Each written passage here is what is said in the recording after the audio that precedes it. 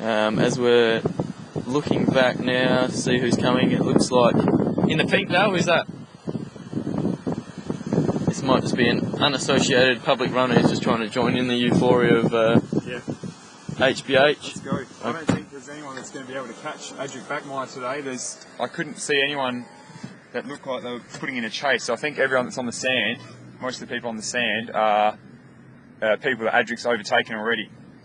Yep. So we are witnessing, even in audio form, HBH history here. That I had to wind up my window because I couldn't hear myself think with the thousands of Germans. It's just this is really hysteria. Jerry's driving. Can he slow down and capture this moment?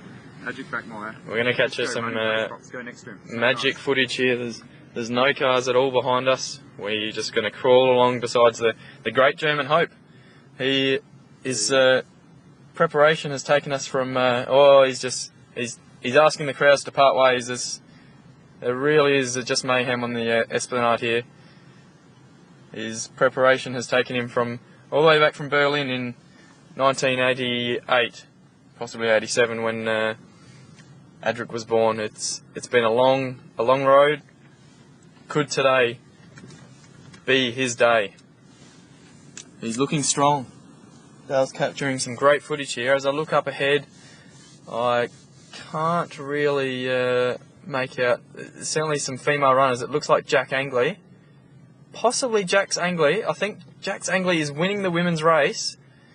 Probably 50 metres back to, I believe it's Laura Kane and Claire Ashman. So, yep, go up ahead now, Pops. Amazing women's race unfolding here. I think, unless Claire Ashman is just we'll get some slow footage of the girls playing this race carefully, it looks like to me Jax Angley is more than 50 metres. She is, as we come up right next to the group of Claire Ashman and Laura Kane.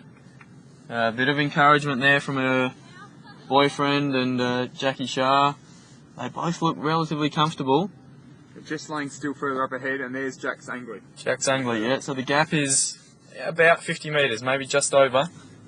Just into Angley, just going for glory here. She's been very close in the first 2 years of the women's race. As we just going to crawl here. There's a big group of runners running towards her. Actually, this could be mayhem. Looks like a running group. She's not. No, she's got the fists. Actually, she's got the fists there ready to go, just in case.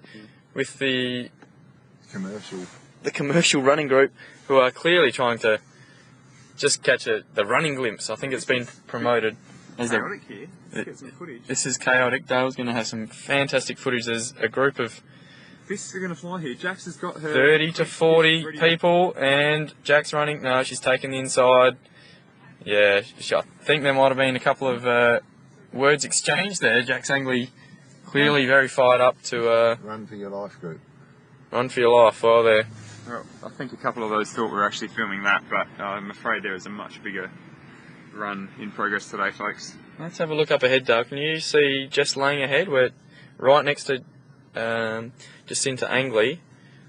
It's hard to see ahead, and we're going to have to go for it soon, aren't we? Because we have to get there before. Yeah, let's go, Pops. And Leadfoot is gone, and here is Jess Lang. So that gap would be 150 metres, maybe 200 metres. Now 150 metres. Jax Angley will make that up, no problem whatsoever, I would think.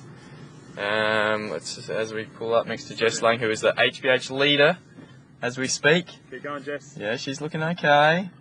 But just the speed of Jacinta Angley should make up that gap, no problem whatsoever. But Jess Lang is running a good race, actually. She could well so there's someone in the podium hunt. Someone filming at the end. Should we just get some footage from like here as everyone comes to the kiosk? I can get Popsy. Hang on. Drop us off. We don't want to miss the commentate at the end of the race. All right. Keep going, and Popsy. we'll walk down there. Yeah, just walk as far as we can. All right, let's do it. No, keep going, Popsy. Who wants this car? No, drop us off here and we'll walk. Oh, we won't make it in time. Yeah. We've got to commentate the sprint finish. So what do you want to do? Just go. Get Popsy to drop us as close as we can. Oh, okay.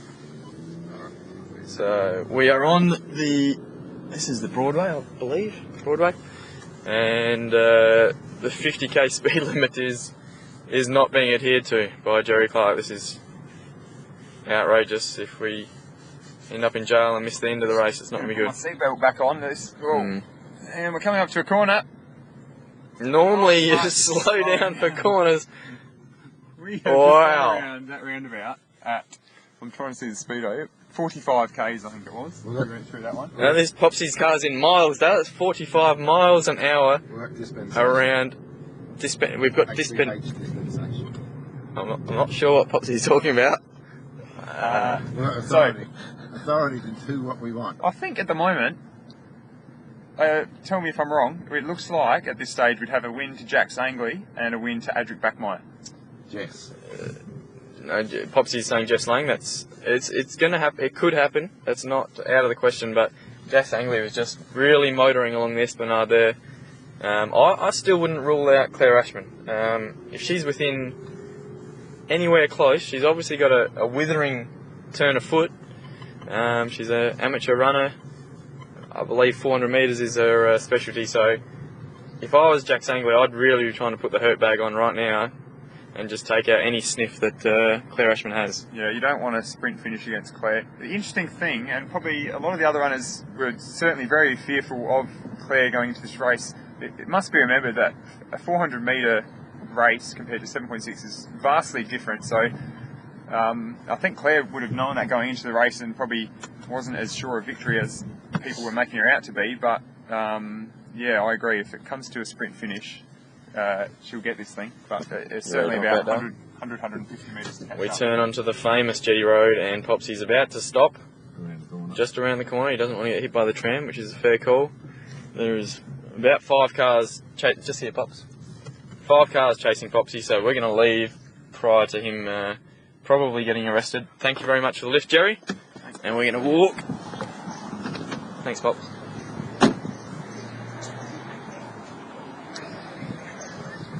So just walking along into Moseley Square, I think it's called.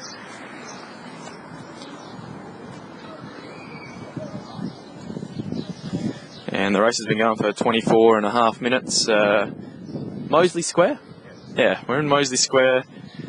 There's mainly German flags everywhere I can see. This is amazing. This is unbelievable. Folks, I went to Cologne in Germany in 2006 for World Youth Day, and I feel like I'm walking the streets of Cologne once again. There is black, red and yellow everywhere. Every single... There's a couple of windows that don't have a flag, but this is amazing. I was lucky enough back in 2000 to attend an event called the Sydney Olympics. Went to lots of basketball games, just experienced the whole Olympic village, the whole feeling, and I saw nothing that rivals what's going on here right now. This is just pandemonium as we sweep past the Wakefield monument that has a ship on top of it.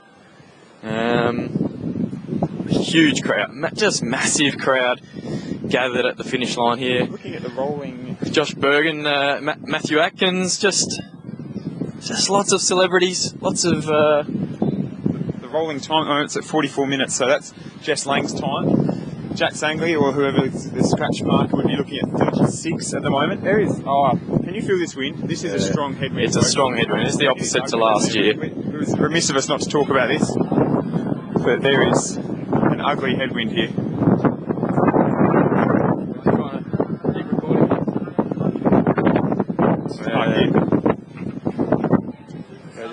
What do you see here, Dale? We're looking down towards the finishing straight. What do you see? Well, I can't. It's hard to make out anyone. I don't think we'll see Jess will be coming to you quite soon. This is an exciting part of the race where you.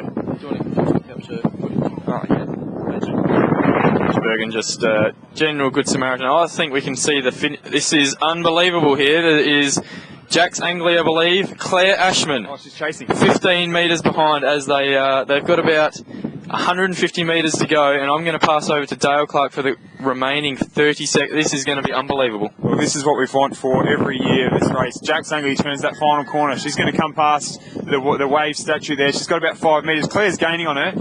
That leads down to 4-3. I think Claire's going to get this. It'll be interesting to see how Jax responds when she draws level. They have about 70 metres to go. Jax is demanding everything. Claire is about 2 metres back. Jax is demanding every little inch out of her body. She's up by a metre. There's about 20 metres to go. Jax is pushing Claire. She's up by 3 metres. 4 metres. She's going to win this. Jax Angley in the greatest finish of all time. Claire, a gutsy effort for second. She was a long way back before the kiosk. And that is a huge chase. What a race. So, talk me through and here, this is, I don't know what to say. Adric Mackmeyer is crossing the line. He is well in front of his male counterparts. His first HBH. This is history. Hey, the big German is absolutely ecstatic as we. This could be another sprint finish here for the women's podium. Jess Lang just is holding off Laura Kane. Jess Lang is going to take home third place. What an excellent, amazing run from Jess. Fantastic. And debutant Laura, absolutely fantastic on debut. I can't believe that women's finish, to be honest. That was incredible. I thought Claire had that in the bag. Talk us through here, Dale. What you see coming here, the podium finishes. Well, Adam Jady's putting chase on Dan Ryan. Dan Ryan's got probably too much of a gap, 15 metres. This is for second place. Jady's never missed the top 3 and he's not going to miss it here. Dan Ryan's looking strong to finish, so he's going to get second. This is his second podium finish. Jady cuts across the grass. He's putting in a sprint and he's making up ground. Jady's making up huge ground here. He's back to 5 metres. He might catch him. He's catching him. Ryan's up by a metre. He's going to hold him off. Dan Ryan just held off Adam Jady in an absolute... Adam Jady, I don't know what time he's done, but there is an absolute gale blowing into a head breeze here. Here comes fourth place getter, Styx Collins. Great man Collins. Fourth place, already a big name in HBH circles at his second run. There he is crossing the line. Absolutely fantastic run from Jason Collins there. Jason, yep. But here comes, there's just so much action here. That was the sprint finish between Dan and JD is one of the best things I've ever seen in HBH racing. As we're looking down towards Brett Clarke here, coming in for he's going to be the 5th. He's going to be happy with that, but I think Adam Jady has just run an absolutely blistering time into a ridiculous headwind. He's got the time in front of me, but let's see. Brett's just crossed at 48 minutes, which would make that a 28. Just coming. That's 30 minutes now for the scratch runners for the men's. Jady's was such a good line in a strong heavy. That's a ridiculous run, really. Let's be honest. Is it? Now we're looking back. We were right about Brett. You didn't want to discount him. He's hammered Patrick. I dare say Patrick might have had some sort of stitch-related issues again, because he has dropped a lot of time from Brett Clarke. Hopefully there's no injuries there. Little stagger there from our... Here we go. Here's one of our newcomers. We missed him. I'm not sure the name, unfortunately. This is number 53, and he staggered almost into the wall before. Craig Johnson looking strong at the finish as well. Johnson, number 35, taking in, what are we up to, Dale? 6th and 7th there. Yep. 53 came 6th. Here we go into another new runner here is, I think, number 51. He's looking very strong. A great run there off scratch. The HBH really just going from strength to strength. Some scratch runners coming in. They've done really well.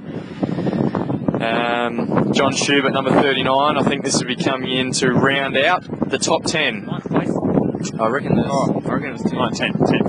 So, top 10, John Schubert. Can see Nick Hurley here coming around the bend, so he's still got about 120 metres to run. He's going to come in 11th spot. There's not much chance of him getting caught by anyone. There's a couple of runners, probably 50, 60 metres. Some sort of sprint going on from, looks like Skian and someone have got just a little bit too much energy for the end of this race and haven't really put in. And probably Skian's died. The other guy is fresh. He's a newcomer. This is Lachlan Flaherty. Lachlan Flaherty. I reckon watch him for next year, Dale. Definitely. Like they say, you can't win it at your first run, and he's put in a good run from scratch. That's the best finish by a newcomer today. But yeah, probably the best last 150 metres, but probably still behind Adam Jady. His finishing speed then was outrageous. Dale, I think we're coming into number 9 Skian, the defending champion, just came in. Michael? I'm very confused. One of the skis just came in 13th. Here we go. Sir Dom Hoskindale. I'm going to just take a moment to clap. This man is what the HBH is all about. He won it back in 2007. That's a good run there from Sir Dom. He's come in, I think, around about 14th we're up to. The fight for 15th, Stremple just... He's not quite there. You can see it on his face. He's given it everything, but Dom Smith takes 15th.